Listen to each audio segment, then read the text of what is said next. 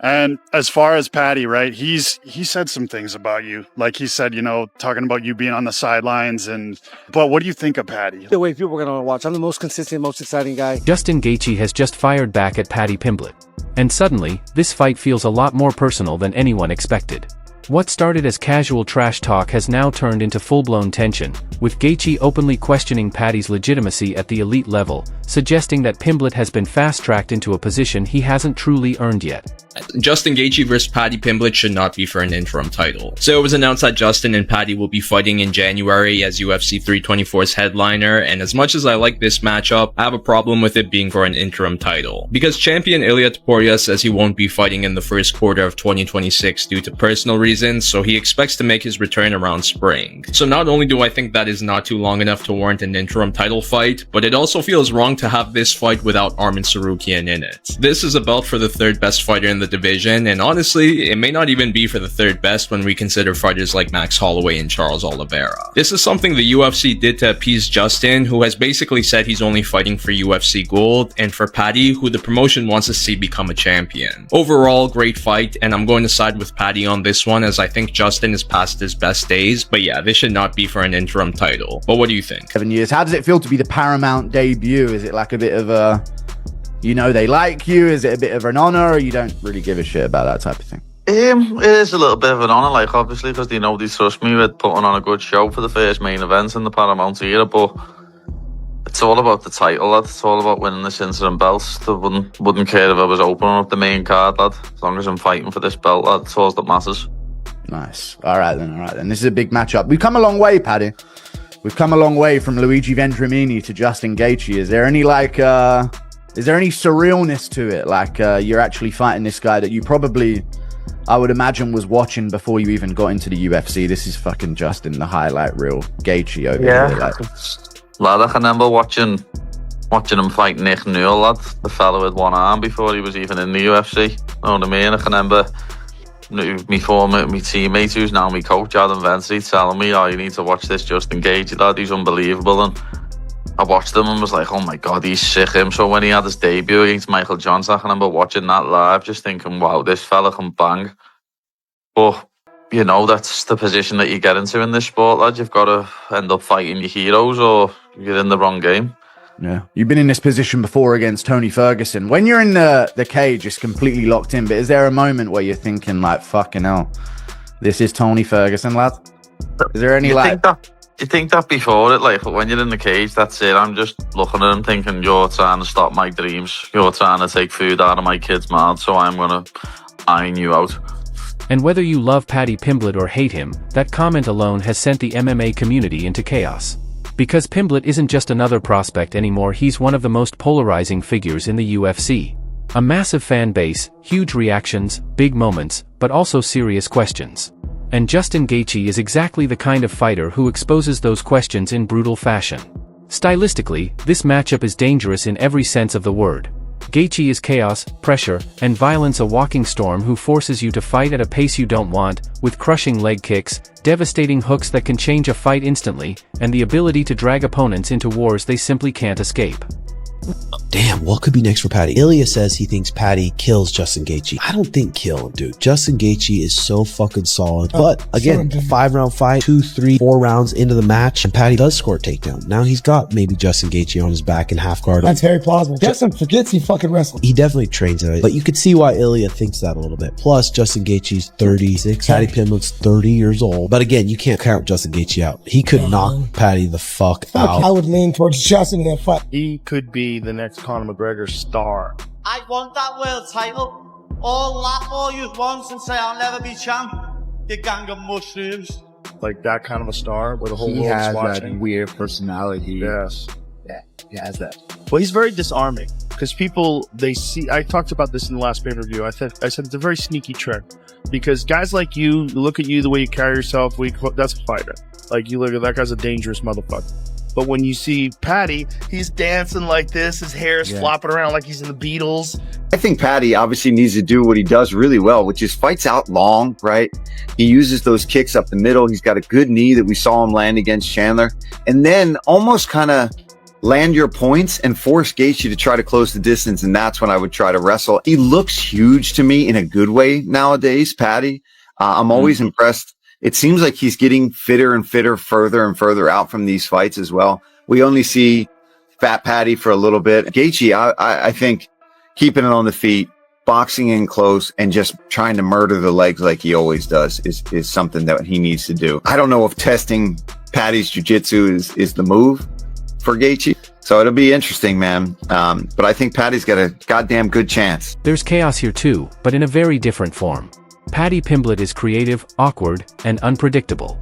He thrives in scrambles, in transitions, in those moments where instinct takes over and chaos becomes opportunity. On the ground, he's lethal, opportunistic, and calm when others panic, and that's where the debate really heats up. Can Paddy survive the storm long enough to get the fight where he wants it? Or does Justin Gaethje's relentless pressure shut everything down before Paddy even has time to settle? Some fans believe this is the perfect upset scenario, that Gaethje's aggression plays right into Paddy's ability to snatch submissions in messy exchanges, that all it takes is one mistake, one scramble, one lapse. Others think this is where the hype finally collides with reality. I expect a war, obviously. I expect a war, obviously. Justin Gaethje's one of my favourite fighters to watch. He's your favourite fighter's favourite fighter, and it's going to be a pleasure to get in there with him. I'd love to have a brawl for 5 rounds. As he said, him versus Michael Johnson, how he introduced himself to the UFC. I'd love to have a fight like that, but I don't think it'll pan out that way. But let's see what happens. Hopefully, I'm getting a performance bonus and a fight of the night bonus. Rumors have been swirling that Justin Gaethje is injured. A few videos have surfaced of him diving and cracking heads with someone which wobbled him bad. Do you have any inside information? Have you not heard of this? Okay, actually, I got to be honest. I thought you guys were talking about, I thought he was going to ask about, I saw a bunch of pictures about this thing. Though, right? Yeah, the ingrown hair is what he's claiming. Okay. Right. Ingrown hair and a bit of brisket. Yeah. Brisket? Yeah, a little brisket on the chin. Because they said he had herpes on his mouth. He's like, I was eating brisket and I had an ingrown hair. If that is an ingrown hair, that's the gnarliest ingrown hair I've ever seen. That makes like a little red dot on your neck if it's an ingrown hair. He had a crater in his neck. I don't know about By the way, could you imagine, just for a moment, you know where I'm going with this? Yeah. You know where I'm going with this? I do know exactly where you're going.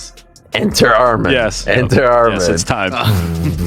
Now, is Armin ready is the thing. Is that what he walks out to? Those videos. No, I'm like, oh, fuck. Enter Armin. Enter Armin. Walking out there, eating a fucking turkey leg. I mean, come on. Come on, most people believe Justin Gaethje's experience, power, and sheer intensity would overwhelm Paddy Pimblett early, that the gap in elite-level striking is simply too big to ignore. And then there's the bigger picture. If Paddy wins this fight, the entire division explodes, overnight stardom, immediate title conversations, and a superstar trajectory instantly unlocked. Just had the coolest story, and I heard this yesterday, and I didn't bring it to you because I didn't believe it. I had to confirm it.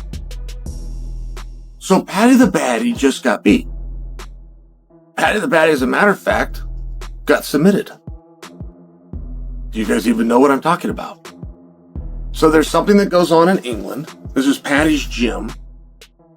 Paddy enters this thing every year. It's called something. And then they have a King of the Mat. It's a grappling tournament, but they have this thing, this King of the Mat. Paddy was in the finals a year ago, and after an hour, they just stopped the match and called it a draw. So he was a co-champion. So whatever this thing is, it's a thing that matters to him. So he enters it, I guess, over the weekend. I guess. And he ends up getting beat. Now, one of the reasons it's so cool is I don't think you have heard about it. One of the reasons I think it's so cool is there's no other sport where this would happen. One of the reasons I think it's so cool is it doesn't matter. And that's one cool thing about our community. Like, if a guy like Paddy wants to go out there and take a risk and do something like this, he can chalk that up to a tremendous victory. He can also chalk that up to a workout. And you know what? We need to keep it that way. It's one thing that we have done very well as a group, and there's no other sport that's like that. You will never hear of a time that LeBron drops in for a one-on-one with the college star. He's going to take the risk. He just simply could not take the risk. This happened when I was a kid. It was to John McEnroe in Oregon. This was before the internet was a thing, but John McEnroe came out and he played somebody. We had some high school star down in, it was down in Eastern Oregon. I want to say maybe Pendleton. At any rate, the guy beat him. Our high school star beat McEnroe. And this was a thing.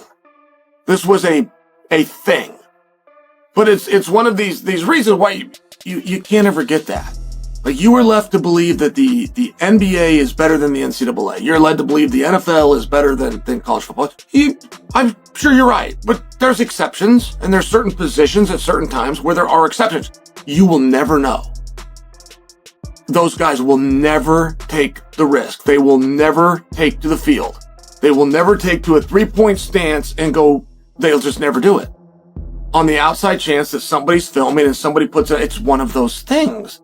And you get guys that love to compete. I mean, I got one resentment towards our sport. One, which is that we only do it 3 times a year. I mean, I can't even tell you the lack of respect that I have for a guy that misses a martial arts fight. So I'm going to iron you out. Of course. Big fights coming up. How do you see yourself getting it done against Gaethje? Of course, he's had a lot of battles. There's a lot of fight tape to watch on him, to say the least. He's had a bunch of scraps. He's got finishes. He's been finishes. How do you see yourself getting it done? Because he hasn't really fought a guy like, I mean, you're a bit of an Oliveira, but you know what I mean? It's a new style for him. You're not just the typical up-and-coming scrapper brawler that's going to get into a fun scrap with Gaethje. There's more intricacies to your game with the grappling as well. So how do you think you're going to get this one done? I think I finish him wherever the fight goes, to be honest. Obviously, I know he can bang, but every fight we get a breakdown made of our opponent, and it actually shocks me how much he gets hit. And I know he takes one to give one, but you can't really just do that at this level. That's why he's lost to people like Eddie Alvarez, Dustin Poirier, Charles, because you can't just take one to give one. And I'm not going to just be standing there to let him hit me back. You know what I mean? So be using me range, keeping him on the outside, and I've got a feeling I'm going to knock him out, to be honest. I don't know what it is. I've just got a sneaky suspicion I'm going to knock him out. You know, I've been doing a lot of rounds with Luke Riley for this camp, and Luke's got much better technical striking than Justin Gaethje. And I'm having a lot of success sparring with Luke, and obviously one of my coaches, Ellis, who used to fight himself, he's the exact same build as Justin. He's 5'10" with a 70-inch reach. And I've been doing rounds with him. He's literally, because he doesn't fight anymore, lad, and he's just a coach, he's just done Justin's style for me. He hasn't got his own style. He's been doing Justin for me, and just the bits what we're working, I can see me knocking him out or dropping him and then submitting him. People are going on about his takedown defense, but if I want to take him down, I will take him down, lad. Simple as. But I can see myself dropping him, ending up on top and either TKOing him or submitting him or TKOing him a ground and pound. Nice. That's the prediction I got. You mentioned Luke Riley there. I was going to save this bit of a segue later into the interview, but fucking what a KO in his debut. I was talking about Luke Riley fucking a few years before he got into the UFC. I keep telling people to look out for these guys on the regional scene, especially at Next Gen. They got a lot of up-and-comers. I know you got George Staines there as well, the fucking Elon Musk of MMA. Elon Musk of MMA. Yeah, he's you know, not the billionaire, but that build's unique. Yeah, George Staines. It is, lad. He's got. It sends a very clear message: hype alone doesn't beat savage experience. That's why this fight feels bigger than rankings, bigger than records, and bigger than trash talk.